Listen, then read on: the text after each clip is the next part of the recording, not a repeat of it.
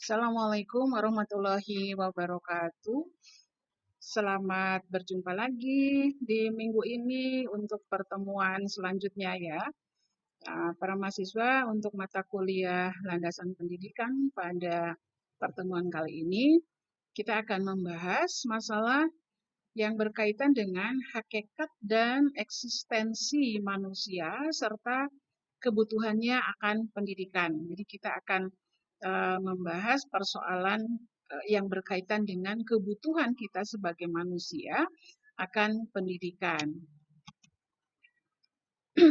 Baik, kita lihat bahwa landasan dan azas pendidikan itu ada 8 dasar, ya 8 landasan. Yang pertama adalah ada dasar filosofis pendidikan, kemudian juga ada dasar psikologis pendidikan, kemudian ada dasar sosiologis pendidikan, ada kultural pendidikan, kemudian ilmiah dan teknologi pendidikan, kemudian konstitusional pendidikan, pendidikan seumur hidup, tuturi handayani, dan asas kemandirian belajar. Nah, itu adalah azas yang melandasi manusia akan pentingnya pendidikan. Selanjutnya kita lihat yang dimaksud dengan dasar filosofis pendidikan itu apa. Dasar filosofis pendidikan ini berkaitan dengan makna dan hakikat pendidikan yang berusaha menelaah masalah-masalah pokok seperti apa sih pendidikan itu, mengapa pendidikan diperlukan, kemudian apa yang seharusnya menjadi tujuan, kemudian landasan yang mendasari atau bersifat filsafat dan falsafah. Nah, ini adalah pertanyaan-pertanyaan yang memang harus dijawab ya. Apakah pendidikan itu? Mengapa pendidikan itu diperlukan? Nah, tentu saja dalam kehidupan bermasyarakat, dalam kehidupan kita sebagai manusia, bahwa pendidikan itu adalah suatu hal yang penting ya. Suatu hal yang penting karena untuk menggapai kehidupan di masa yang akan datang, tentu saja kita harus dibekali dengan pendidikan yang ditempuh oleh setiap individu, setiap manusia di dalam di dalam melalui proses-proses kehidupan dalam kehidupannya sehari-hari.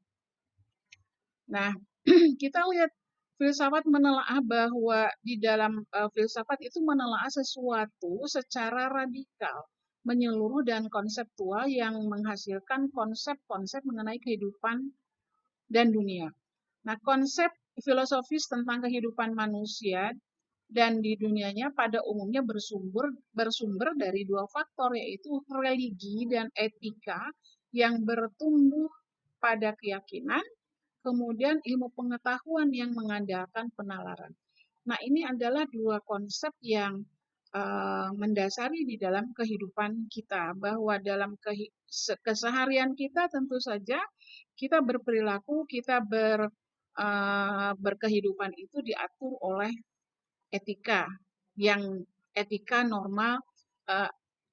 norma yang diatur di dalam kehidupan berreligi, beragama ya. Kemudian juga ilmu pengetahuan, karena ilmu pengetahuan itu terus berjalan, terus berkembang seiring dengan perkembangan ilmu dan teknologi yang tidak bisa dibendung lagi. Contoh nih saat ini kita di dalam proses pembelajaran itu harus selalu melaksanakan dengan virtual. Nah, kita bisa melaksanakan proses pembelajaran dengan virtual, ini adalah salah satu bentuk dari perkembangan ilmu dan teknologi. Karena ilmu dan teknologi sudah sedemikian berkembang, maka kita, walaupun kondisi sekarang sedang pandemi, tetapi kita tetap bisa melaksanakan proses pembelajaran melalui virtual. Nah, ini adalah bukti dari pengetahuan, ilmu pengetahuan yang sudah berkembang begitu pesat, yang juga mengandalkan kepada penalaran manusia di dalam melaksanakan proses kehidupannya. Nah, selanjutnya Filsafat ini berada di antara keduanya. Jadi ada kawasannya yang berkaitan dengan religi, tetapi juga dengan ilmu pengetahuan karena timbul dari keraguan yang mengandalkan akal manusia. Nah, uh, tinjauan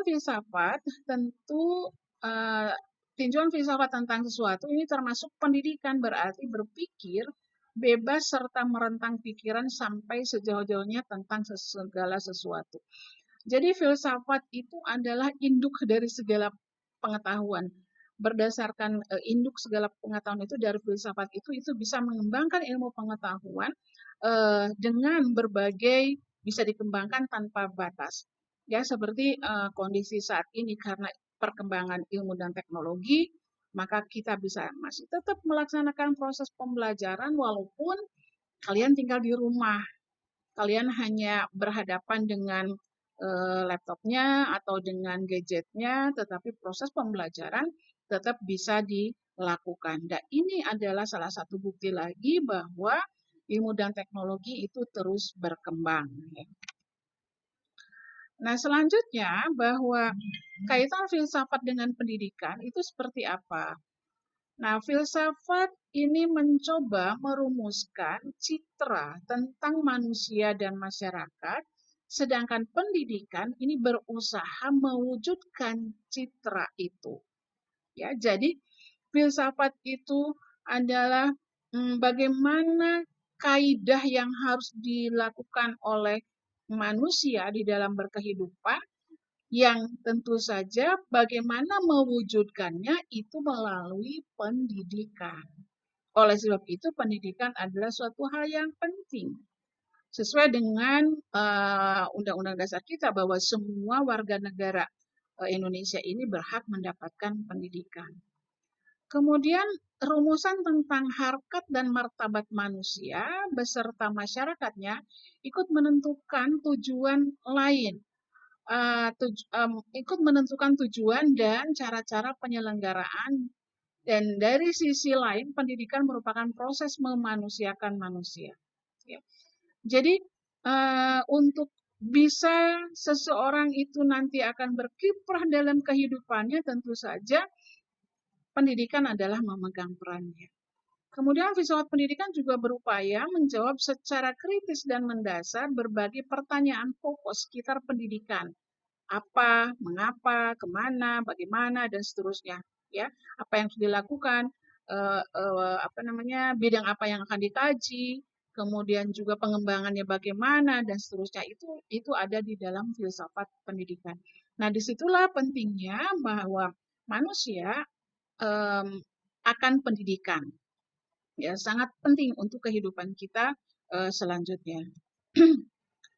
Kemudian kajian berbagai cabang filsafat ini kita lihat ada kajiannya itu diantaranya ya logika, epistemologi, etika, estetika, metafisika, dan lain-lain yang berpengaruh terhadap pendidikan. Nah, karena prinsip-prinsip dan kebenaran-kebenaran hasil kajian pada umumnya diterapkan dalam bidang pendidikan. Jadi, apa yang sudah dilakukan, apa yang sudah ditemukan dari berbagai penelitian yang dilakukan atau dari berbagai penyelidikan yang dilakukan, nah, kebenaran prinsip kajian itu pada umumnya dilakukan di dalam proses pendidikan, di dalam bidang pendidikan.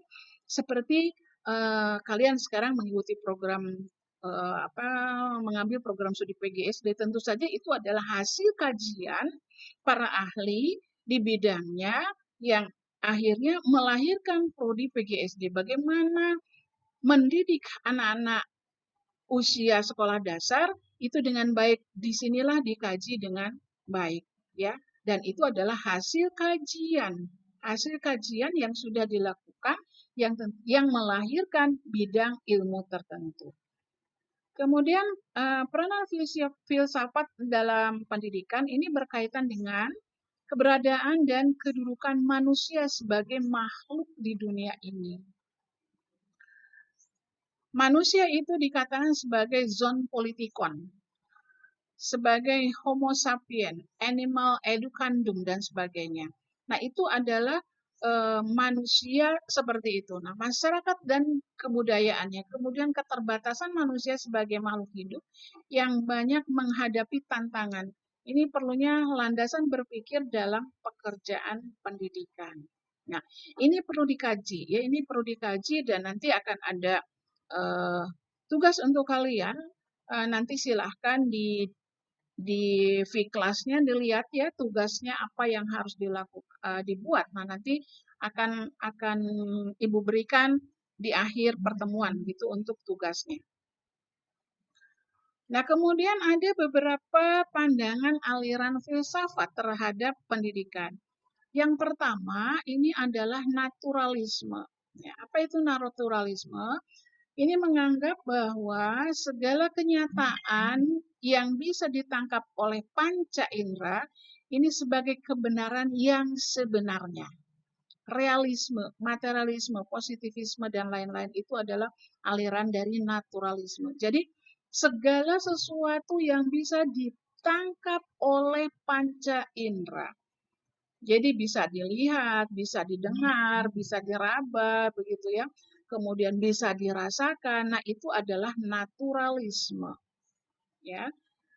Itu menganggap bahwa kenyataan bisa ditangkap. Nah, ini adalah naturalisme.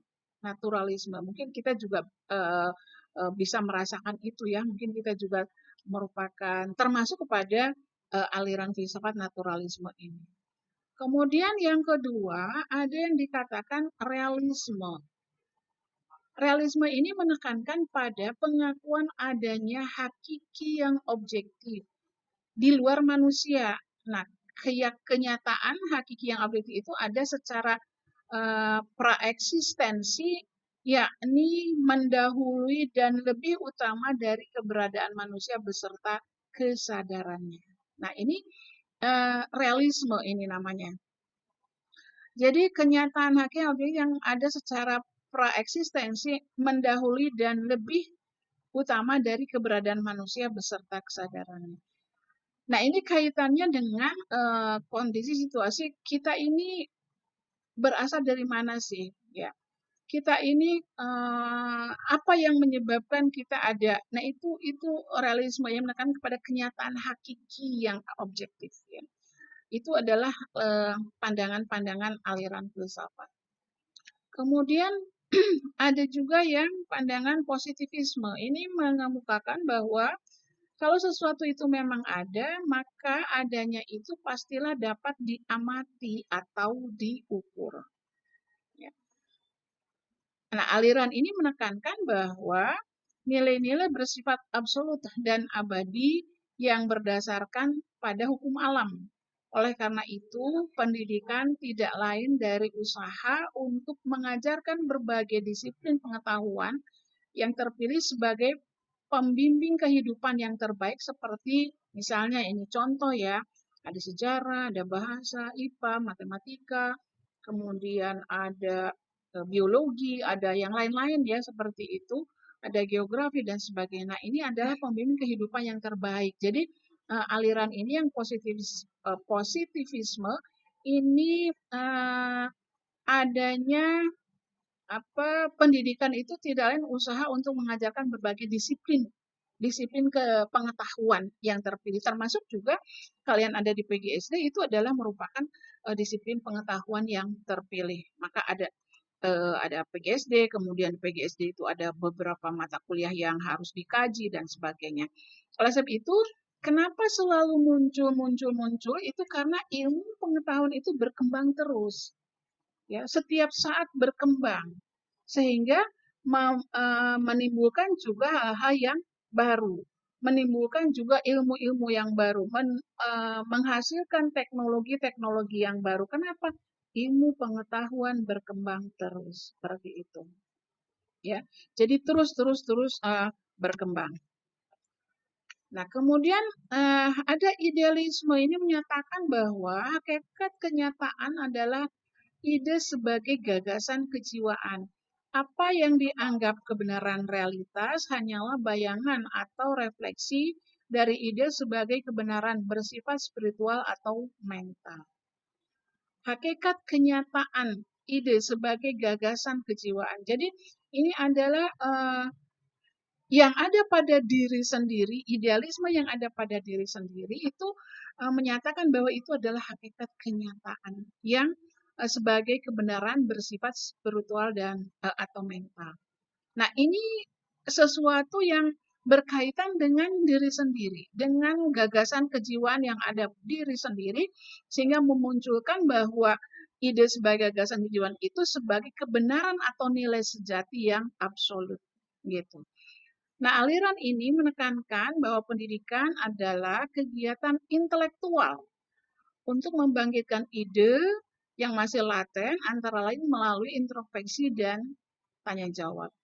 Nah, jadi ini adalah yang melahirkan bahwa pendidikan itu kegiatan intelektual kita yang membangkitkan, yang menghasilkan introspeksi terhadap diri sendiri, bertanya tentang apa yang terjadi, bagaimana menggapainya, kenapa itu bisa demikian, itu adalah berkaitan dengan aliran idealisme. Oleh karena itu, sebagai lembaga pendidikan, ini tentu saja sekolah berfungsi membantu siswa mencari dan menemukan kebenaran, keindahan dalam kehidupan yang luhur. Nah, di dalam proses pendidikan tentu ini harus benar. Jangan sampai kita melakukan proses pendidikan tidak sesuai dengan apa yang dibutuhkan. Sehingga pendidikan untuk anak SD tentu akan berbeda dengan pendidikan untuk anak SMP, untuk anak SMA, untuk mahasiswa itu berbeda. Oleh karena itu harus disesuaikan dengan kebutuhannya sehingga membantu mencari menemukan kebenaran yang memang seharusnya diperoleh oleh tingkat seusianya. Makanya di PGSD yang Anda geluti sekarang tentu saja nanti akan bertemu dengan beberapa mata kuliah yang akan digeluti bagaimana mengembangkan potensi anak sehingga itu akan berkembang sesuai dengan kemampuan potensinya. Nah, selanjutnya ada lagi yang namanya aliran pragmatisme. Nah, pragmatisme ini adalah segala sesuatu harus dinilai dari segi kegunaan praktis. Segala sesuatu harus dinilai dari kegunaan praktis. Nah, penerapan konsep pragmatisme ini secara eksperimental ini melalui 5 tahap. Yang pertama adalah situasi tak tentu, yaitu timbulnya situasi ketegangan di dalam pengalaman yang perlu dijabarkan secara spesifik. Kemudian diagnosis, yaitu mempertajam masalah termasuk perkiraan faktor penyebabnya. Kemudian hipotesis, yakni penemuan gagasan yang diperkirakan dapat mengatasi masalah. Kemudian yang keempat adalah pengujian hipotesis, yaitu pelaksanaan berbagai hipotesis dan membandingkan hasil serta implikasinya masing-masing jika dipraktekkan. Dan yang terakhir adalah evaluasi, yakni mempertimbangkan hasil setelah hipotesis terbaik dilaksanakan. Nah, ini adalah aliran pragmatisme. Nanti pada saat Anda sudah mulai menulis skripsi, ini akan ketemu dengan pola pikir ini. Ya, akan ketemu dengan pola pikir bahwa untuk nanti kan Anda kalau menulis skripsi itu kan harus menemukan masalah ya. Apa sih masalahnya? Kenapa diteliti? Kemudian didiagnosa, kemudian dibuat hipotesisnya, kemudian diuji hipotesisnya, kemudian setelah diuji hipotesisnya, kemudian diolah datanya dan sebagainya, jadilah sebuah keputusan dari skripsimu itu. Jadilah sebuah kesimpulan dari hasil penelitianmu. Seperti itu. Nah, ini perlu latihan untuk melaksanakan kegiatan ini tentunya karena tidak mudah ya, tidak mudah tanpa harus belajar dari konsep dasarnya untuk bisa melakukan ini semua. Nah, selanjutnya bagaimana dengan pragmatisme itu sendiri? Pendidikan adalah suatu proses eksperimental dan metode yang penting adalah metode pemecahan masalah atau problem solving. Nah, dengan adanya metode ini, pemecahan masalah, maka tadi Ibu sudah katakan, kalian nanti akan mengalami ya pada saat menulis skripsi itu akan terjadi demikian, ya. Kemudian aliran itu muncul ada yang namanya progresivisme, yaitu menentang pendidikan tradisional serta mengembangkan prinsip-prinsip. Nah, ini untuk progresivisme ini menentang pendidikan yang tradisional. Menurut progresif, ini dikatakan bahwa anak harus bebas agar dapat berkembang secara wajar. Jadi, siswa harus diberikan kebebasan sehingga nanti akan berkembang secara wajar. Nah, barangkali salah satu bentuk perwujudan dari progresivisme ini adalah dengan adanya kurikulum 13. Karena di dalam kurikulum 13, proses pembelajaran itu kan melalui tema-tema, ya. Tema-tema yang dikembangkan untuk setiap kelas itu akan berbeda. Nah, di situ anak diberi kebebasan untuk berpikir, diberi kebebasan untuk mengembangkan idenya, sehingga potensi yang ada di dalam dirinya itu bisa berkembang secara wajar. Ini aliran progresivisme. Kemudian penumbuhan minat melalui pengalaman langsung untuk merangsang belajar. Nah, kurikulum 13 itu memenuhi penumbuhan minat anak melalui pengalaman langsung, karena pada saat proses pembelajaran anak mengalami langsung. Anak melakukan langsung, anak mengamati langsung apa yang akan dipelajari pada hari itu. Nah, K13 ini memenuhi kebutuhan anak dalam menumbuhkan minatnya untuk merangsang belajar. Contoh misalnya temanya tentang tanaman misalnya, ya, temanya tentang tanaman misalnya, ini contoh saja. Kemudian guru meminta pada anak-anak, misalnya, nak coba mengambil besok bawa berbagai jenis bunga misalnya. Bunga itu kan bentuknya macam-macam, ya. Misalnya ditugaskan coba bawa besok 5 jenis bunga yang berbeda. Nah, ketika dibawa ke sekolah, kemudian dianalisis.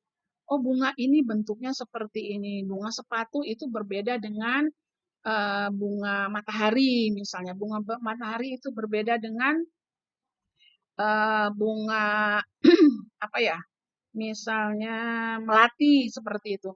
Nah, strukturnya dipelajari, ya.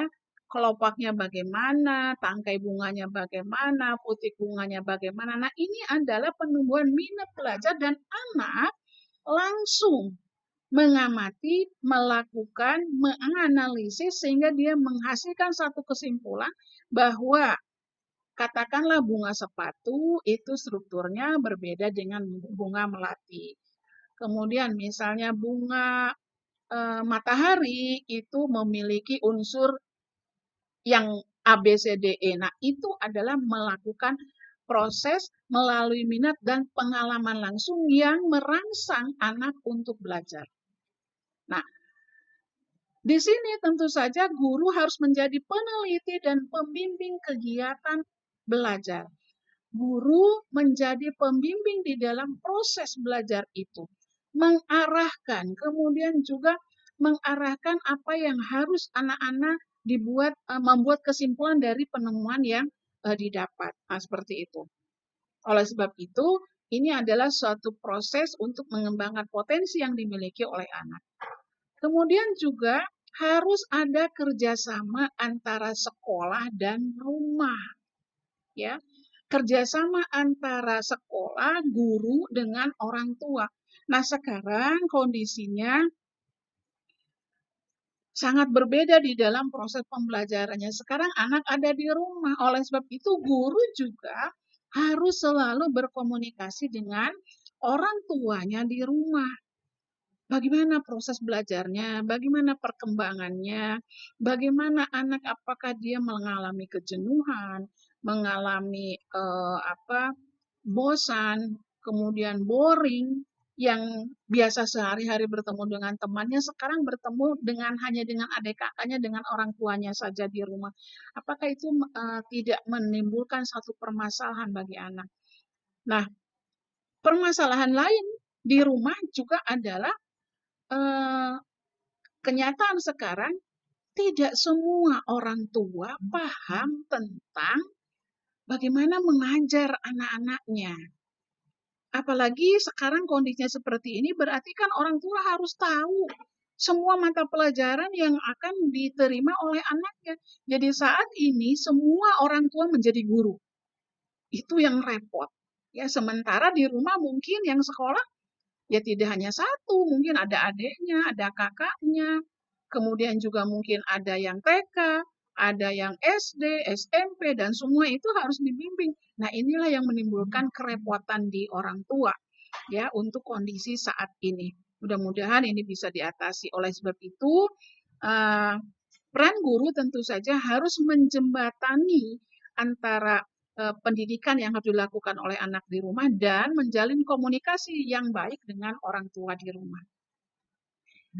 Kemudian ada lagi bahwa sekolah progresif harus merupakan laboratorium untuk melakukan eksperimen.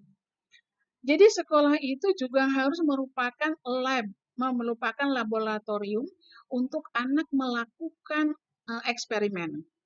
Ya, laboratorium itu bukan tidak mesti harus ruangan tertentu, kemudian dengan berbagai alat, dengan alat reaksi, tabung macam-macam tabung seperti itu tidak ya, tetapi alam itu yang ada di sekitar sekolah itu juga merupakan laboratorium.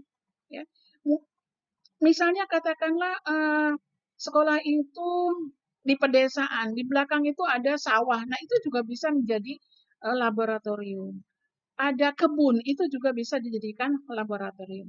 Sekitar sekolah ada tanaman, ada lingkungan masyarakat di situ, ada mungkin juga pasar dan sebagainya. Itu adalah merupakan laboratorium untuk anak melakukan eksperimen. Sehingga anak mendapatkan pengalaman secara langsung, tidak hanya mendengar dan membaca, kemudian dia mengerjakan soal-soal seperti untuk ujian. Tidak seperti itu. Tapi terjun langsung ke dunia nyata yang berdasar tentu saja kegiatan yang dilakukan ini sesuai dengan usia anaknya. Ya, sesuai dengan usia anak. Tentu saja katakanlah anak diminta untuk mengumpulkan informasi tentang pasar misalnya. Itu akan berbeda untuk anak SMP walaupun subjeknya sama pasar ya. Tetapi pertanyaan, hasilnya, hasil observasi, hasil penelitian itu akan berbeda. Karena sesuai dengan kemampuan anak di dalam menangkap fenomena-fenomena yang ada. Selanjutnya, filsafat ini juga berkaitan dengan masalah keagamaan. Nah, pokok pendapat aliran ini bahwa Tuhan adalah pencipta alam semesta, termasuk manusia sebagai penciptaan tertinggi. Hakikat manusia adalah kesatuan tubuh dan jiwa. Manusia dapat mencapai pengetahuan mutlak asalkan dengan menggunakan akal dan iman dan sebagainya. Jadi filsafat itu juga berkaitan dengan masalah agama, ya, masalah dengan ketuhanan, bahwa manusia itu adalah diciptakan dengan memiliki penciptaan yang paling sempurna itu adalah manusia, yang tentu saja jiwa raga manusia itu di situ adalah mutlak yang ada di dalam tubuh kita sendiri. Tentu didasari oleh keimanan, keagamaan yang dianut oleh masing-masing dengan tingkat kepercayaannya masing-masing. Nah, itulah yang kita presentasikan untuk perkuliahan kali ini. Kalian silakan pelajari tayangan yang sudah Ibu lakukan ini, pelajari, kemudian jika ada pertanyaan, kemukakanlah pertanyaan itu Dan tetap bahwa proses pembelajaran dilakukan melalui free class dan nanti akan ada tugas yang harus Anda lakukan dengan pertemuan kali ini. Terima kasih atas perhatiannya. Sampai jumpa lagi minggu depan. Semoga kita semua dalam keadaan sehat walafiat. Wassalamualaikum warahmatullahi wabarakatuh.